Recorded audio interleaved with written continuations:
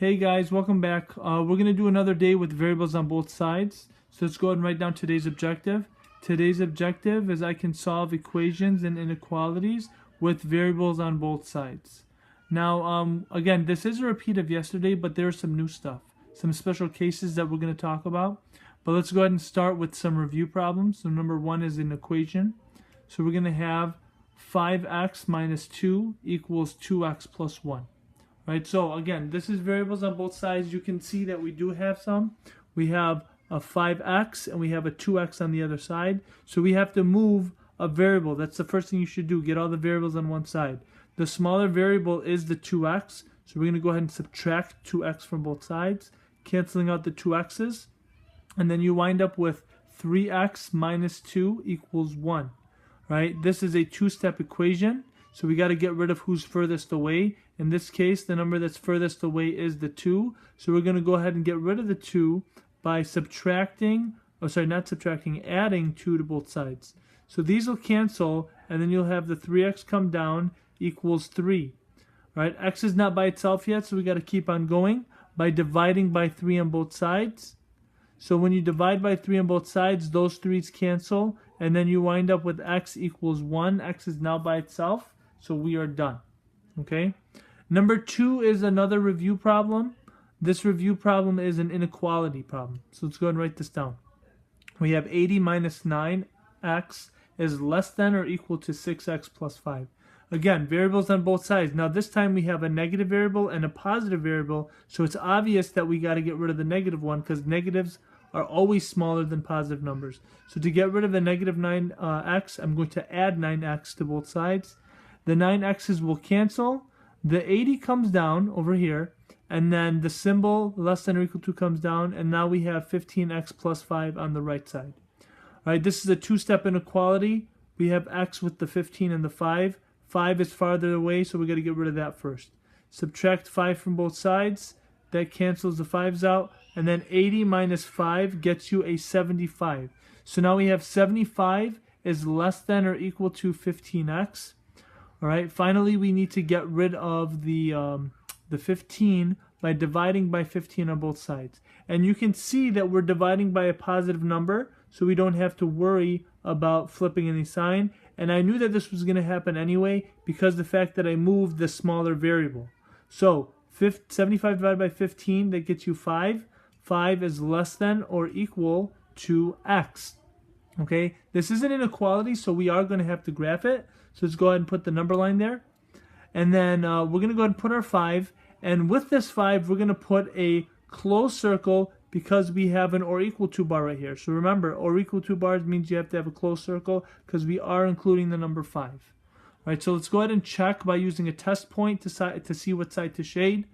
So we have 5 is less than or equal to some number. So remember the numbers I want you to use are like negative 100 and positive 100. So if we use negative 100, this is not true because 5 is not less than negative 100. So get rid of it. So now let's try positive 100. Is 5 less than 100? Yes. Where is 100 compared to this 5? It's on the right side. So we're going to shade the right side. Okay. If you need to press pause to write this down, go for it because we are now going to go into the definitions of the special cases that I was talking to you about. All right, so special cases, we want to talk about no solution and all real numbers. So let's start with no solution. I'm going to go ahead and show you the symbol for no solution. It's a circle with a line through it. That means there is no possible value that x could be. This happens when the variables disappear and there is a false statement. Okay, here's a couple of examples of some false statements. We have 2 equals negative 2, 0 equals 14, negative 3 equals 0. Anytime you get two things that are not the same number equaling each other, that's obviously a false statement. So therefore, it would wind up being no solution, meaning there's no value for x that it could be. Okay, now the other one is all real numbers. All real numbers is symbolized by IR, so it looks kind of like that. When do you have all real numbers? Well, it's pretty similar to the definition on top. There's only one word difference.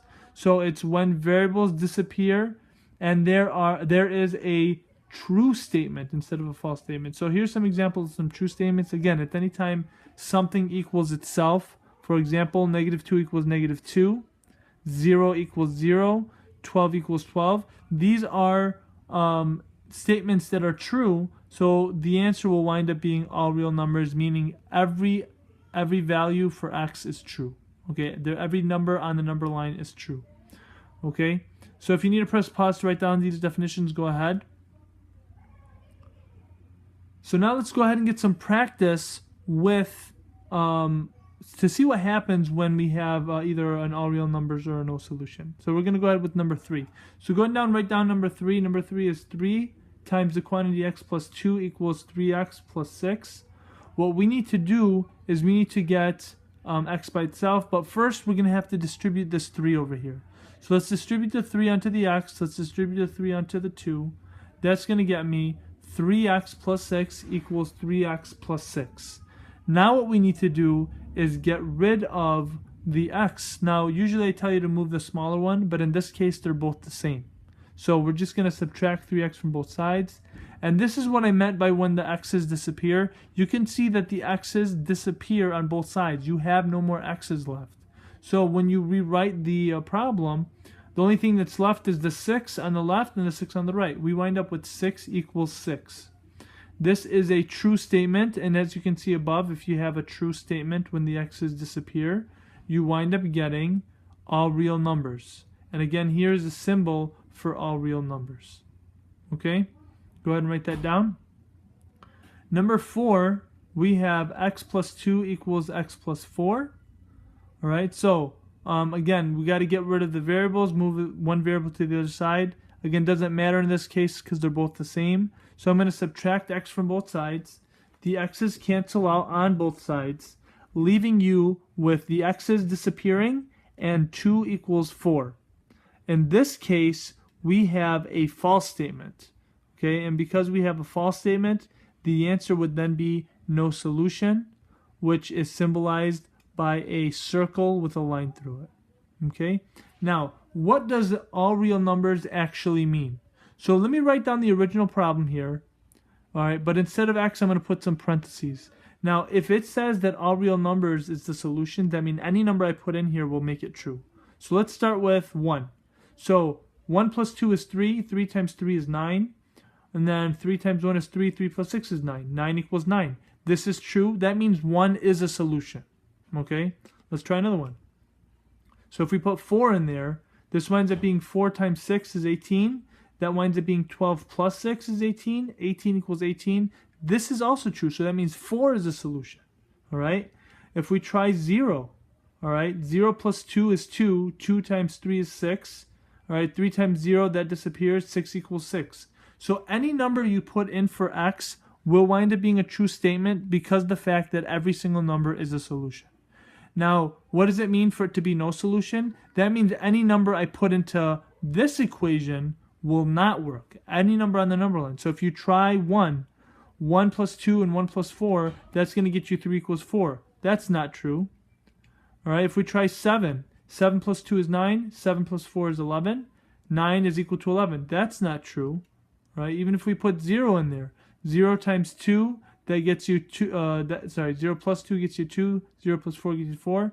That's not true. So any number you put in to equation number 4 will always be false because there is no solution.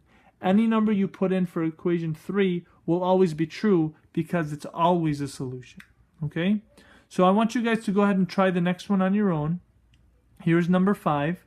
We have negative 3x plus 4 equals negative 3x plus 6. Go ahead and do this one on your own. Alright guys, hopefully you got this one correct. So the first thing you need to do is to add 3x to both sides. The 3x's, again, will cancel on both sides. That means that they are, they're going to disappear. You get 4 equals 16. Alright, this is false, so the answer is no solution. Alright, again, hopefully you got that right. If not, go ahead and press pause and correct it.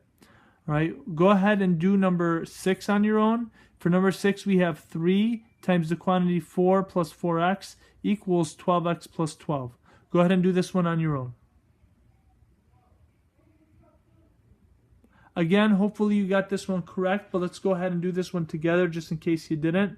So we're going to distribute the 3 onto the 4s. So that's going to get you 12 plus 12x equals 12x plus 12. So what we need to do is move the variables. So we're going to subtract the 12x from both sides.